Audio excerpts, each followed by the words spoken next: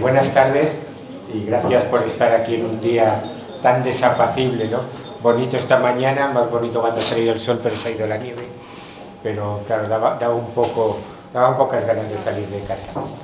Por eso muchas gracias por estar. No os vais a arrepentir, seguro. Veo caras nuevas, así que aprovecho para contar un poco lo que intentamos con estas charlas, que es identificar problemas que tiene la sociedad, que tiene el planeta. Normalmente están muy entremezclados, porque cuando el planeta tiene un problema, los humanos tenemos un problemón.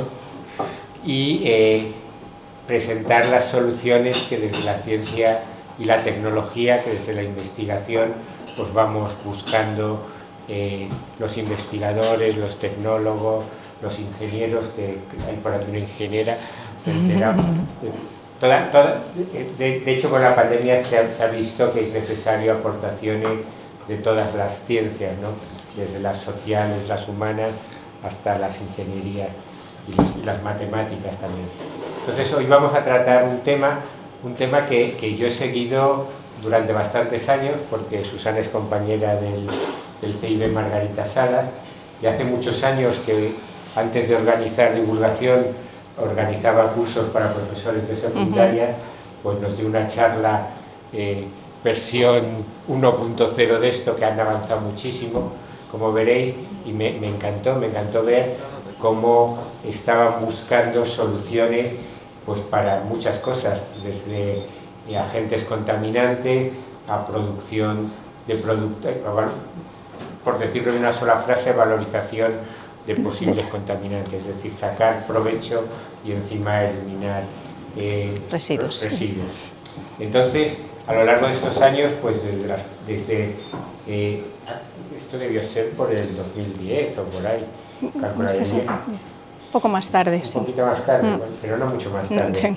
Entonces, he ido viendo, sobre todo en la página web, por las jornadas de investigación, porque es muy lejano a mi tema, cómo iban avanzando desde el laboratorio, desde matraces pequeños donde metían su lignocelulosa para degradarla con hongos, con enzimas de hongo, hasta tener una planta piloto, que ahora en el CIB tenemos, yo pensaba que una, pero prefieren decir varias, sí.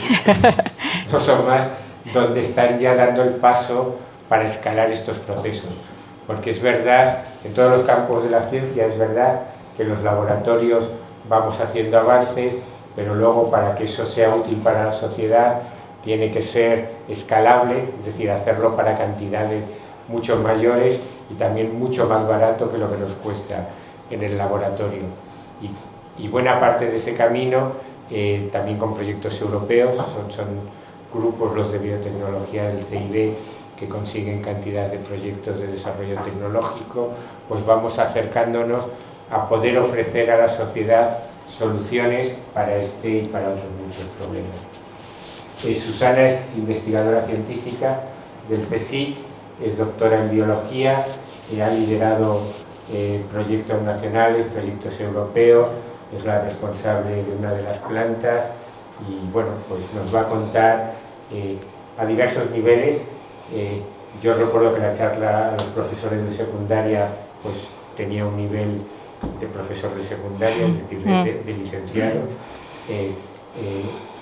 Supongo que algunas de las cosas serán de nivel de investigación y otras serán de nivel de divulgación. Y como ya sabéis, luego en las preguntas pues elegís el nivel sí. que queréis, lo que habéis entendido, lo que no habéis entendido, lo que no ha contado, y ya sabéis, ya se lo he dicho y se lo digo a todos los ponentes, que lo mejor de esto son vuestras preguntas. Pues muchas gracias. Muchas gracias, Enrique. Bueno, como ha dicho Enrique, es un poco complicado a veces encontrar el nivel, ¿no? El tono en el que uno tiene que hacer este tipo de charlas. Entonces, bueno, yo he intentado, y luego una cosa que me ocurre a mí normalmente cuando asisto a un seminario, a una charla científica, es que me suelen gustar mucho las introducciones, porque es de lo que más te enteras, mucho más que cuando ya entra cada uno en materia en su investigación. Entonces he intentado, además, como hay un público variado, también hacer pues como una introducción a distintos niveles y luego ya para enfocarme pues ya lo último para lo que hacemos nosotros, que son solamente unas pinceladitas. Entonces, bueno, como veis el título de la charla es Enzimas a la carta mediante evolución dirigida para desarrollar procesos industriales sostenibles. Bueno, antes de nada quería presentar el grupo, que como ha dicho Enrique, somos el grupo de biotecnología para la biomasa lignocelulósica. Estamos en el CIB, perdón, que esto va un poco, que bueno, es el Centro de Investigaciones Biológicas Margarita Salas, que está en el campus de Moncloa, y este es nuestro grupo, el cual lidero junto con Javier Ruiz Dueñas, que está aquí sentado. Bueno, en nuestro grupo desde hace muchos años estamos trabajando empezamos trabajando con hongos basidiomycetos que tenían importancia porque degradaban la lignocelulosa en la naturaleza. Y esto realmente, bueno, pues es gracias a la secreción de unas enzimas, que son enzimas oxidorreductasas, por lo cual son capaces de degradar los polímeros naturales de celulosa, hemicelulosa, lignina, como posteriormente veremos. Y estas enzimas tienen muchas aplicaciones industriales y como somos biotecnólogos y nos gusta mucho la aplicación, pues por eso trabajamos con ellas. De todas maneras, claro, para llegar a la parte de aplicación primero hay que aportar conocimiento científico y entonces nosotros hemos trabajado mucho en intentar aportar conocimiento y saber cómo estos organismos son capaces de degradar la lignocelulosa y también especialmente con especial foco en la lignina, que es un polímero muy recalcitrante a la degradación y que es clave en el reciclado del carbono en la naturaleza y también es clave para poder aprovechar la biomasa lignocelulosa, la biomasa vegetal en la naturaleza, perdón, en la industria. Hemos aportado también conocimiento de estas enzimas a nivel fundamental y, como digo, porque están implicadas en la degradación de lignocelulosa y también en otras transformaciones de interés. Y de lo que os voy a hablar yo es que estas enzimas luego las tuneamos en el laboratorio para hacer biocatalizadores a medidas para distintas aplicaciones, que es de lo que os voy a hablar hoy. Vale. Voy a hablar un poco en principio, dices, bueno, ¿y por qué trabajan estos con enzimas? ¿Qué interés puede tener trabajar, un momento que me he hecho un lío, ya, con las enzimas, ¿no? Entonces, bueno, en el contexto actual, bueno, como sabéis, nosotros llevamos desde la revolución industrial con un modelo económico que es un modelo lineal en el cual, bueno, pues extraemos, fabricamos, usamos y desechamos. Este es el modelo que hoy en día todavía sigue siendo dominante.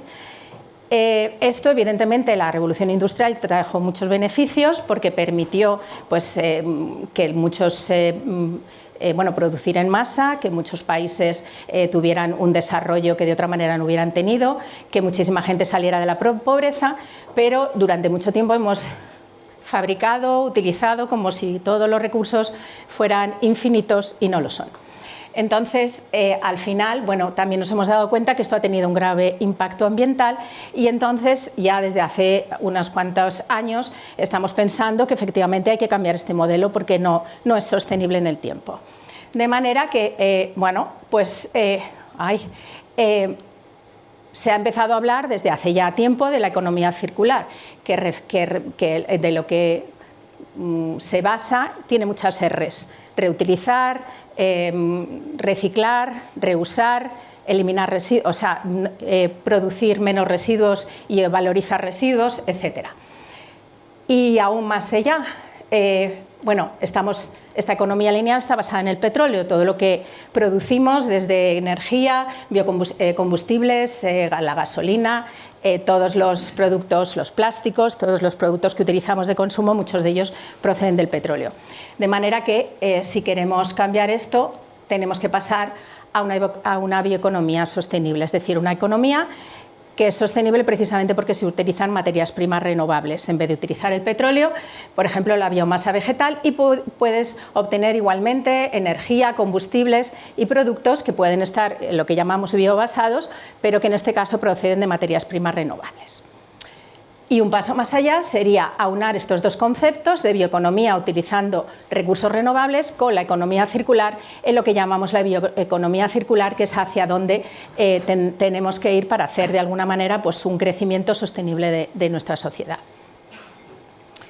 Y, por supuesto, todo esto lleva reducir el cambio climático, o sea, trabajar en contra del cambio climático, reducir el efecto de gases invernaderos, conseguir que no se pierda biodiversidad como se está perdiendo, etcétera, etcétera.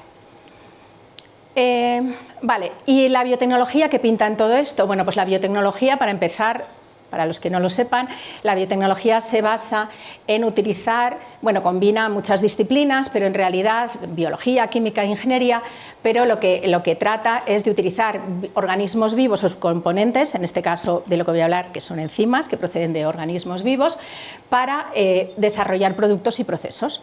Y esta es una tecnología clave para impulsar la innovación y la biofabricación, es decir, para ayudarnos a esto que estábamos diciendo, una economía sostenible, circular y competitiva. Abarca diferentes áreas la biotecnología, habréis oído en muchas ocasiones que se categoriza por colores dependiendo de la aplicación. Pues si estás trabajando con plantas, biotecnología verde, la roja para medicina, y nosotros nos estamos enfocando más en la industrial, que es la blanca, y también la medioambiental, que es la gris. En realidad, todos los avances que ha habido últimamente, tanto en la ingeniería de proteínas como en la edición genética, incluso en la IA, han hecho que de alguna manera, junto con las políticas gubernamentales, que si queréis hablamos también más adelante, han hecho que haya habido un significativo crecimiento de la biotecnología en los últimos años. Digamos que hay diferentes herramientas, como hemos dicho, de biotecnología. Están los organismos vivos, bacterias, levaduras, etcétera, o las enzimas por sí mismas, que pueden ayudar a hacer determinados procesos y obtener determinados productos, ¿no? Yo, bueno, pues me voy a fijar en la ingeniería de proteínas, en las enzimas y en algunos de los productos que se pueden obtener. Y bueno, el impacto esperado siempre de estos procesos biotecnológicos en la biotecnología industrial es que hacen los procesos industriales más sostenibles, con mayor eficiencia y además con un mayor respeto por el medio ambiente, es decir, procesos industriales más limpios. Con menor emisión de CO2, se requiere menos energía, menos agua, con lo cual también disminuyen los costes. Bueno, ¿y qué son las enzimas? Las enzimas son proteínas que tenemos todos en todos los organismos vivos que tienen una actividad catalítica, o sea, catalizan una función que suelen ser reacciones bioquímicas que existen en los organismos vivos y se llaman catalizadores, biocatalizadores, precisamente porque aceleran las reacciones.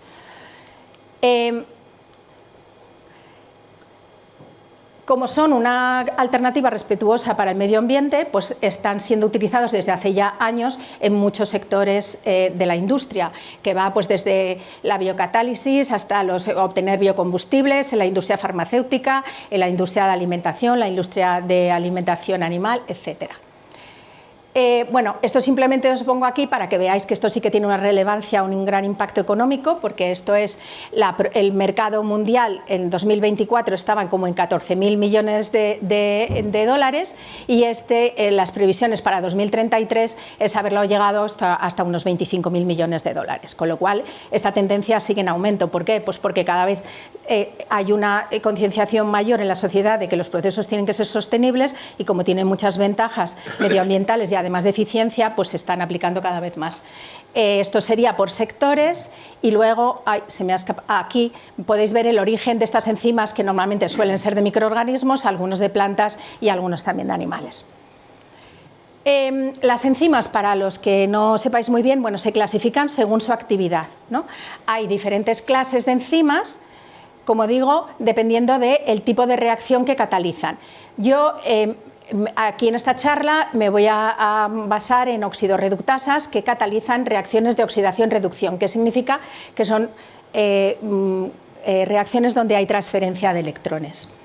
Y bueno, hay una manera de categorizar estas enzimas que es con esta clasificación numérica, que la trabajamos, o sea que nosotros los que trabajamos con enzimas pues normalmente estamos muy acostumbrados, que simplemente te dan como el nombre y los apellidos de la enzima para saber qué tipo de enzima es. El primer número, que sería el C1, por ejemplo en el caso de la lacasa que os voy a hablar yo, que es una oxidorreductasa, pues esta es de la clase EC1, que es de las oxidorreductasas. El siguiente número es que con el tipo de sustratos sobre el que trabaja. El siguiente número sería que utiliza como aceptor el oxígeno, como aceptor de electrones, y esto sería porque es la segunda enzima de esa familia o de esa clase que ha sido aislada y caracterizada. Vale. Ventajas de la tecnología enzimática, bueno, las he apuntado un poquito. Eficiencia y rapidez, ¿no? Porque son biocatalizadores que lo que aceleran son las reacciones. Selectividad, porque hace que obtengas productos más puros y por tanto tengas menos residuos. Menos impacto ambiental, porque trabajan en condiciones más suaves que las reacciones químicas y además, como he dicho, necesitan pues menos energía, menos utilización de reactivos tóxicos, y entonces eso hace que de alguna manera pues, el impacto ambiental sea menor y también en los costes. Y luego son biodegradables y además son reutilizables, con lo cual hace que la producción industrial sea más eficiente, sea más sostenible y también tenga, en algunos casos, la reducción de costes. ¿Cuáles son los retos para su aplicación industrial? Pues que las enzimas han evolucionado en la naturaleza para trabajar en las condiciones que tienen en la naturaleza, no para trabajar en las condiciones que queremos ponerles en la industria. De manera que normalmente pues igual no son activas y no son estables en las condiciones operativas. A veces queremos que trabajen con sustratos que no son los suyos naturales, y también necesitamos que sean producidas a gran escala, porque una cosa es lo que un organismo sea capaz de hacer en la naturaleza, que la necesita igual en cantidades pequeñas porque le basta con eso, y nosotros necesitamos sobreproducirla para poderla utilizar a nivel industrial. Por eso necesitamos utilizar la ingeniería de enzimas y también la producción en otros microorganismos diferentes de los naturales para tener esta cantidad de enzima que necesitamos. Vale.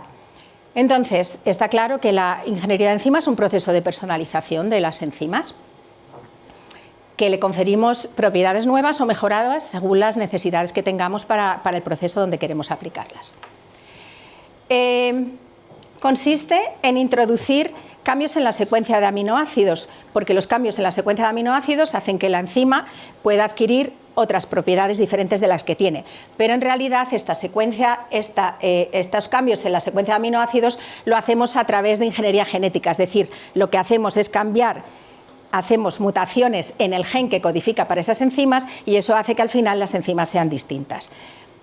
Vale.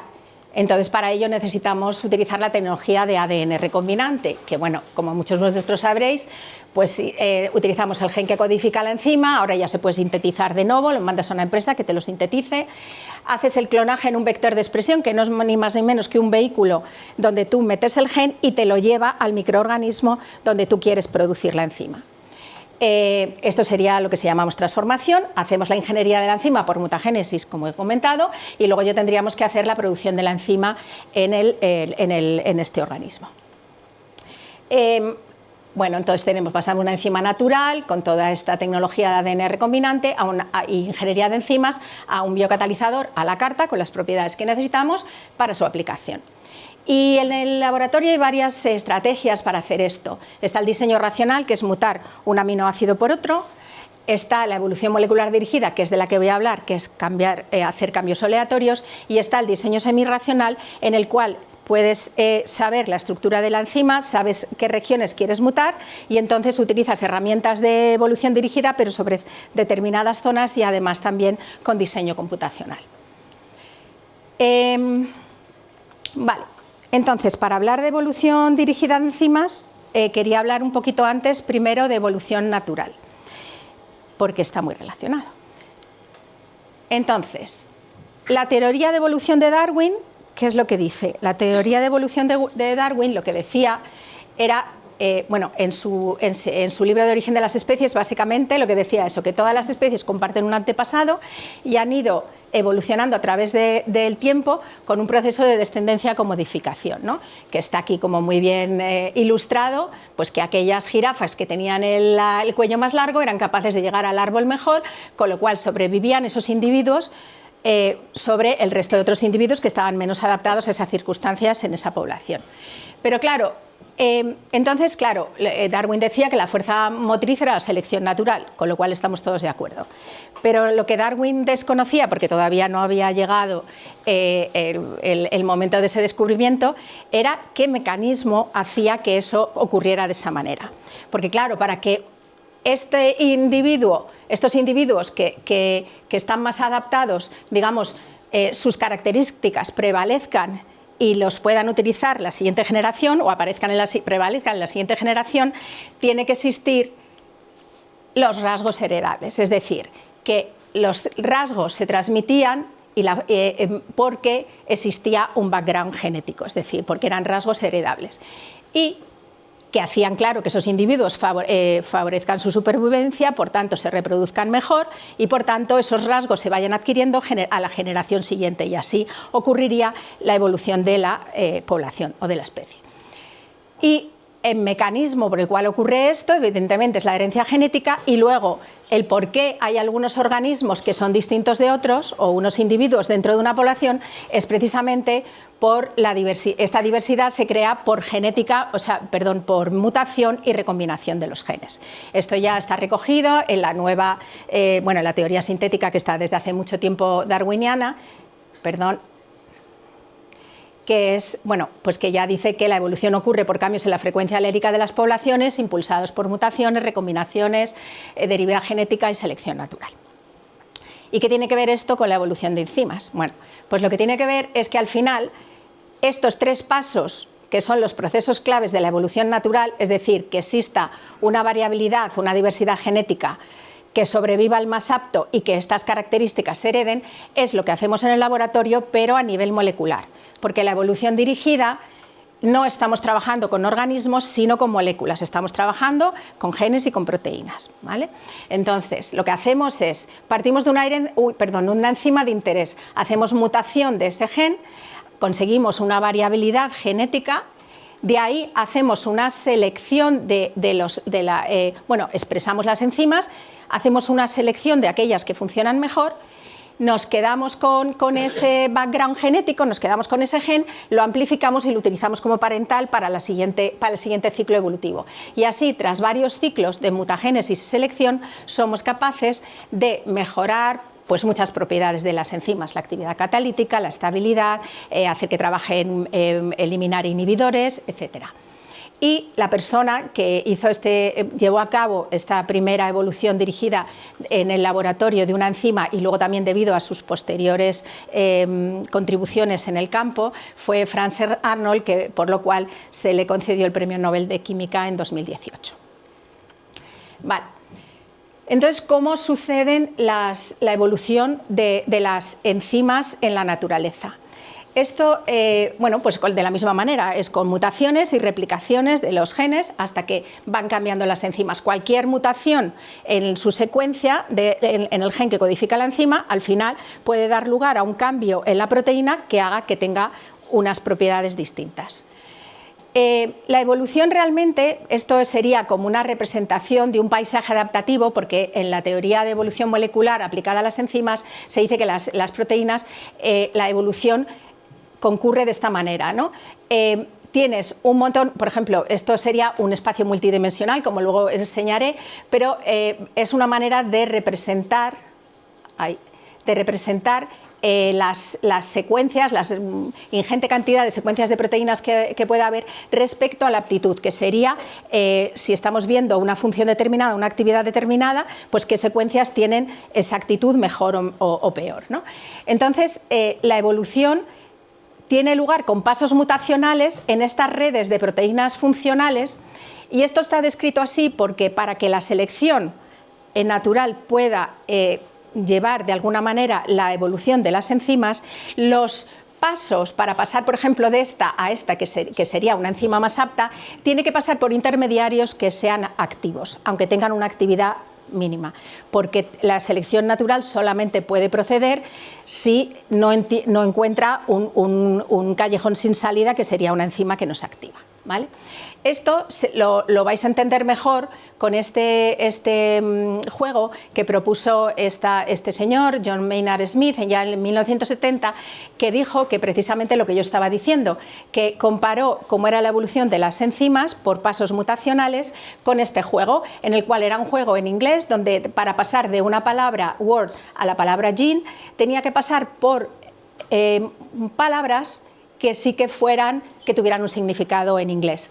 Cada paso habían cambiado, como podéis ver, una sola letra, que sería una mutación, pero todos los intermediarios eran funcionales, es decir, eran palabras que tenían un significado. Y de esta manera, como podría actuar la selección natural.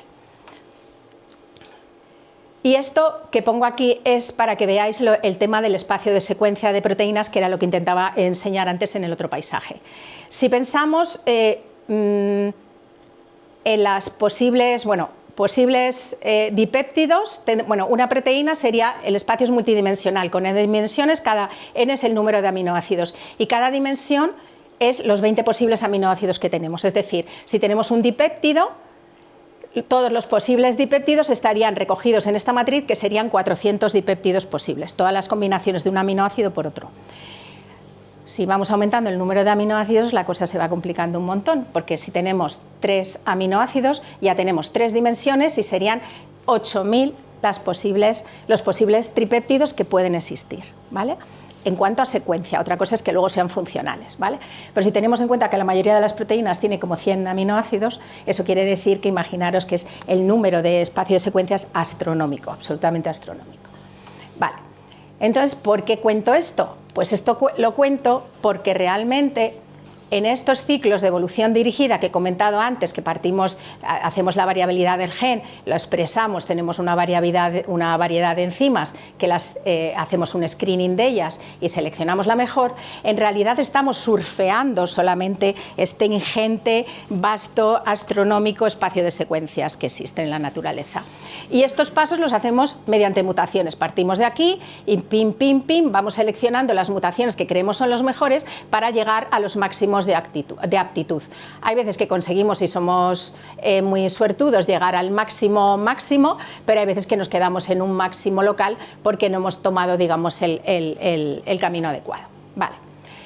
Esto tiene también importancia porque al final, en evolución dirigida, lo que estamos intentando es intentar explorar el mayor número posible de secuencias posibles. Es decir, eso lo hacemos creando la variabilidad genética, como he dicho antes, y hay diferentes métodos, pero básicamente están basados en 3. Uno es la mutagénesis de todo el gen al azar, metes mutaciones al azar en el gen. También puedes meter mutaciones al azar, pero solo en determinadas regiones o residuos. Y luego estaría la recombinación, igual que ocurre en la naturaleza. Y luego otra manera también de explorar al máximo el espacio de secuencias es cómo haces el screening. Nosotros en el laboratorio estamos en esta escala, 10 elevado a 4, una cosa así, de la cantidad de variantes que podemos explorar con métodos colorimétricos que utilizamos y placas multipocillo que ahora os enseñaré. Pero hay métodos, por ejemplo, de clasificación por fluorescencia, de células activadas por fluorescencia, que ya te permiten por encima de 10 elevado a 10 clones, porque ves poblaciones y vas dividiendo poblaciones. Vale. Pero aún así, como he dicho, la capacidad que tenemos experimentalmente es limitada y digamos que muchos algoritmos de inteligencia artificial han venido a ayudarnos un poco para ayudar a reducir el esfuerzo experimental. Este es un ciclo. En una evolución dirigida clásica, lo que hacemos en el laboratorio, metemos mutaciones al azar, no tenemos ni idea dónde se han metido ni cuáles son, e intentamos explorar pues, lo máximo que podamos. Es decir, la mayoría de todas las variantes que se nos han producido las intentamos explorar. Después de esta exploración, tenemos que seleccionar la que va mejor y la utilizamos, digamos, como punto de partida para el siguiente ciclo. Ya ha tenido alguna mutación que ha mejorado la propiedad que estamos buscando, pero todavía no hemos llegado al máximo que queríamos, pues la utilizamos de parental para el siguiente ciclo. ¿Qué pasa? Que la evolución dirigida asistida por aprendizaje automático nos ayuda mucho a reducir el esfuerzo de screening, porque metemos igual un montón de variabilidad en el gen, pero tenemos que explorar muchas menos enzimas de las que hemos explorado experimentalmente. Y con unas pocas variantes que exploremos, eso sí, no vale quedarte solamente con las buenas, al algoritmo hay que darle resultados malos, buenos y regulares. El algoritmo aprende una función y es capaz de predecir la función o la actividad o la aptitud de una enzima que realmente de una variante que no hemos testado, o sea, de una mutación que no hemos testado. Y nos puede proponer nuevas variantes que podemos introducir en el ciclo para testar para el siguiente ciclo, es decir, que ayuda bastante. Bueno, pues ahora dicho esto, esto no es solamente un ejercicio en el laboratorio, sino que a lo largo desde los años 90, que fue cuando se empezó a utilizar la evolución dirigida por el grupo de Frances Arnold, se han utilizado las enzimas en un montón de sectores industriales. Por ejemplo, en los detergentes para la ropa, ya desde los años 90, la empresa Novozymes ya puso en el mercado proteasas y lipasas desarrolladas por evolución dirigida para trabajar pues, en detergente mejor en frío, quitar mejor las manchas, etcétera. En la industria farmacéutica también se utilizan mucho, por ejemplo he puesto el caso de cómo hay una transaminasa desarrollada por evolución dirigida que permite obtener el principio activo de este medicamento para luchar contra la diabetes de tipo 2. Luego tenemos también esta empresa, que es fundadora, es también Frances Arnold, ya desde 2016 pone biocombustibles para aviones basados en isobutanol, que está obtenido por una ruta en Escherichia coli, una ruta metabólica en la cual hay enzimas que están desarrolladas por evolución dirigida. Y luego, por ejemplo, en la industria alimentaria, pues las amilasas que se utilizan para mejorar la miga y para el aspecto de la masa, etcétera, en el pan, pues también están desarrolladas por ingeniería. Vale, y ahora vamos un poco a qué es lo que hacemos nosotros en el grupo. Bueno, como he dicho antes, la biomasa lignocelulósica, la biomasa vegetal, consta de 3 polímeros, 2 de ellos son polisacáridos, celulosa y hemicelulosas, y luego está la lignina, que es un polímero aromático que es muy recalcitrante a la degradación y que, como he dicho, en la naturaleza está muy bien pensada, en la madera está protegiendo a los polisacáridos, pero tenemos otra función para la industria, que es quitarla o eliminarla para poder utilizar también los polisacáridos, pues, por ejemplo, para producir bioetanol o utilizar los azúcares fermentables. Al final, la lignina también tiene unas propiedades. Cuando yo estaba haciendo la tesis era el enemigo a batir, había que eliminar la lignina y se acabó. Ahora ha cambiado y ahora queremos la lignina para utilizarla como fuente de compuestos aromáticos que pueden ser como sustitutos de los derivados del petróleo, y también como polímero tiene una serie de propiedades que también son muy interesantes. Bueno, de todas las oxidorreductasas con las que trabajamos en el grupo, yo voy a hablaros de las lacasas, que llevo años trabajando con ellas, que son unas enzimas que son capaces de oxidar diversos compuestos aromáticos y también lignina, y que son muy aplicables desde el punto de vista biotecnológico, porque solo utilizan oxígeno del aire y solo producen agua como subproducto, con lo cual son biocatalizadores verdes por excelencia. Lo que pasa que, lo mismo que decía antes, para aplicarlas a nivel industrial, normalmente las propiedades de las enzimas naturales no nos suelen valer y tenemos que utilizar ingeniería de enzimas, que es lo que he dicho por evolución dirigida. Hacemos primero, obtenemos una variabilidad, una diversidad genética, conseguimos luego esa diversidad genética transformarla en un hospedador para que nos produzca las enzimas, con lo cual tenemos una librería de enzimas que expresamos en estos microplacas que hoy os enseñaré para hacer los screening, que solemos hacer screening de absorbancia o colorimétricos, fluorimétricos, etcétera, para verlos fácil y rápido, y nos quedaríamos, luego seleccionaríamos las mejores y empezaríamos otro ciclo. Normalmente, como estamos trabajando con enzimas eucarióticas, trabajamos con Saccharomyces cerevisiae porque es capaz de expresar las enzimas al medio extracelular, de secretarlas, con lo cual es muy cómodo para evolución dirigida. Bueno, esto lo he puesto aquí porque el otro día, hablando así un poco y tal, claro, para que los que no estáis muy puestos en la materia sepáis un poco cuáles son los pasos y con qué es lo que trabajamos, ¿no?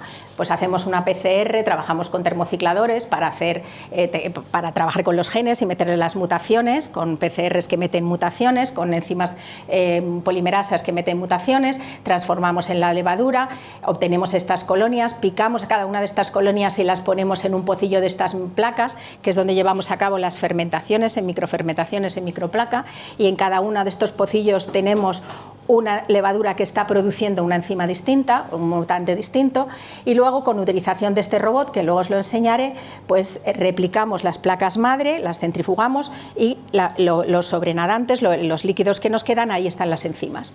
Y hacemos luego ya los ensayos colorimétricos, los leemos en estos lectores de placas y seleccionamos cuáles son las mejores. Bueno, ahora os voy a poner dos ejemplos de diseño de biocatalizadores que hemos hecho en el laboratorio. Uno sería para utilizar biocatalizadores para síntesis orgánica, concretamente para la síntesis de un polímero, la polianilina, que tiene propiedades conductoras. Y ahí está Felipe de Salas, que trabajó conmigo haciendo la tesis y es el que se encarga de hacer esto. Bueno, la casa puede oxidar la anilina y producir polianilina, ¿vale? Pero para que sea conductiva tiene que tener una serie de propiedades y hacerse la síntesis en unas determinadas condiciones, que no son especialmente gustosas para la enzima, con lo cual tuvimos que hacer evolución dirigida de la enzima en determinadas posiciones, también apoyada por diseño computacional, y conseguimos una enzima mejorada. La enzima mejorada era capaz de sintetizar polianilina soluble en agua, estructurada en nanofibras, y a ver si ahora consigo darle aquí, y que era electroconductora, y además la síntesis era muy rápida. Y luego, en colaboración con una empresa textil que estaba trabajando con nosotros, bueno, con Novozymes, Felipe se fue allí a producir la enzima en grandes cantidades, en una cepa industrial, y luego con una empresa textil conseguimos demostrar que ¿se ha parado? Ah, vale. Que era capaz de sintetizar otros colorantes que funcionaban muy bien para la industria textil, que lo podéis ver aquí. Bueno, aquí se está produciendo la polianilina, simplemente he añadido la enzima, un algodón y no es que estaba añadido. Bueno, la anilina, obviamente, y la enzima, vale. Y ahí vais a ver cómo, bueno, aquí ha pasado un rato, cómo el algodón se ha teñido totalmente. Y ahora cuando lo saca, me parece que era un tratamiento solamente con sosa o algo así, lo tenía que pasar, y lo bueno que tenía es que después de secarlo se había fijado totalmente, o sea, no era, lo metías otra vez en agua y no era para nada soluble, con lo cual estaba muy bien. Por eso luego el ensayo aquí en la industria textil salió también con diferentes tipos de tejidos. Bueno, ahí es que se ve un poco, no sé si lo veis, pero vamos, ahora hace la prueba que efectivamente lo ha metido ahí en agua y ahora está ahí encima y no se transfiere el color para nada. Vale. Y ahora otro sería utilizar catalizadores, como decía Enrique, diseñándolos especialmente para convertir residuos de biomasa, obtener nuevos componentes que puedan utilizarse para nuevos biopolímeros. Entonces, en este caso lo que hicimos, estas serían las enzimas la casa de partida, que tienen un pH muy ácido, un pH óptimo muy ácido, es decir, que trabajan en condiciones acidófilas, y resulta que lo convertimos después de varios ciclos de evolución dirigida, conseguimos que trabajara a un pH mucho más básico, y además aumentamos su tolerancia térmica. Esta es la vida media, pues por ejemplo a 60 grados la enzima de partida no duraba más que 2 horas, mientras que la última enzima evolucionada ya era capaz de aguantar 10 horas. Con lo cual habíamos conseguido esta superenzima que tenía tolerancia a la temperatura y también trabajaba a pH 10. Esto tiene aplicación, por ejemplo, lo queríamos aplicar en una industria papelera, donde, bueno, aquí más o menos he puesto cómo funciona. Las astillas se cuecen y se consigue la pasta cruda que tiene este color, y requiere una secuencia de blanqueo para conseguir esta pasta blanqueada. Bueno, pues conseguimos meter la superenzima integrándola en esta secuencia industrial, y de esta manera se obtuvo una blancura igual que la industrial, con una etapa de blanqueo menos, con dióxido de cloro, que como sabéis no es especialmente bueno, y con un 11% entonces de reducción del dióxido de cloro.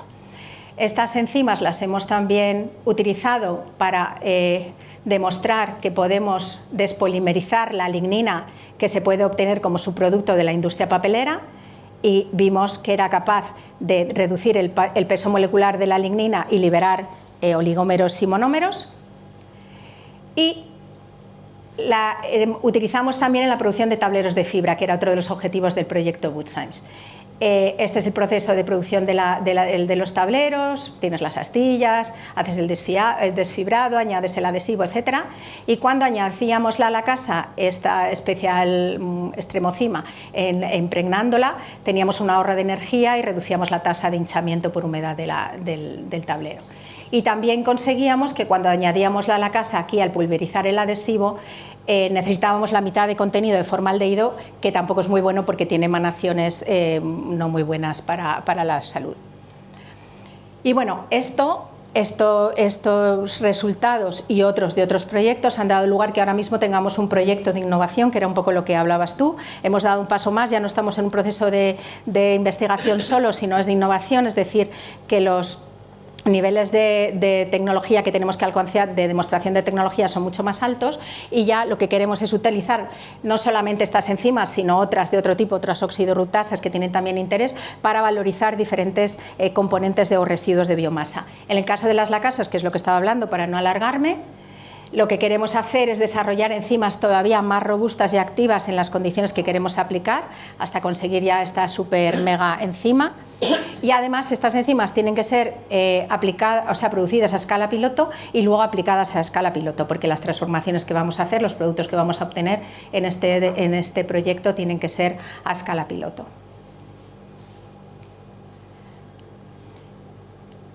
Y bueno, pues sería eso, valorizar las ligninas que se obtienen como subproducto de la industria papelera y conseguir con estas fracciones de lignina, mediante el fraccionamiento enzimático, adhesivos para paneles de madera y aditivos para impresión 3D, pero esto todavía no tengo resultados, con lo cual no puedo contar nada. Y bueno, ¿cómo hacemos esto? Como os he comentado antes, tenemos que tener sistemas automatizados robóticos que tenemos en el laboratorio para poder hacer el cribado de las librerías. Y bueno, este sería uno de los... Tiene un brazo picador de colonias, que son donde tenemos las... A ver si lo consigo. Vale.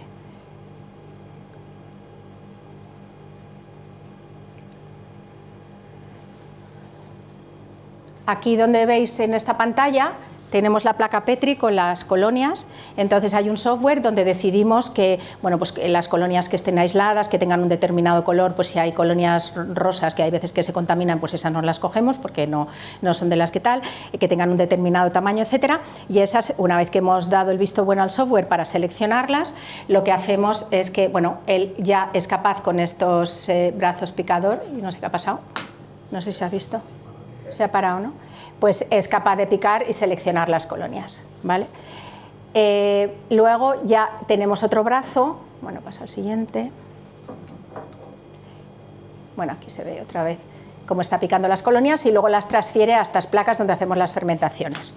Y el siguiente paso sería, ya tenemos las fermentaciones hechas, después de varios días hemos expresado las enzimas y después de centrifugar las placas, el robot es capaz de replicar de manera muy precisa, puede coger hasta 5 microlitros solo de cada pocillo y transferirlo a placas réplica, y las placas réplicas donde vamos a hacer las reacciones con los sustratos de interés para ver si hemos, por ejemplo, mejorado la actividad de la enzima, o en el caso como queríamos, por ejemplo, enzimas que fueran más activas a un pH determinado o a un sustrato determinado, etcétera.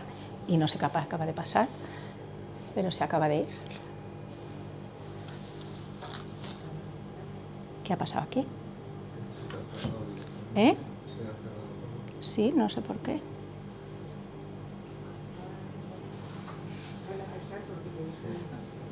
A ver.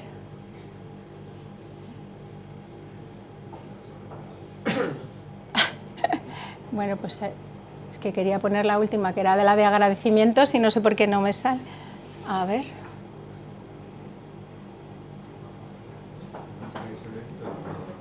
Aquí no. Se ha perdido la conexión, vaya por Dios. Bueno, pues sí, no sé. Ah, aquí igual está. No. No sé por qué, no sé. Claro, pero es que realmente sí que se ve la... No, la conexión está bien, no sé lo que ha pasado. Bueno, pues nada, a ver si consigo aquí. No, simplemente era... Jolín, pues...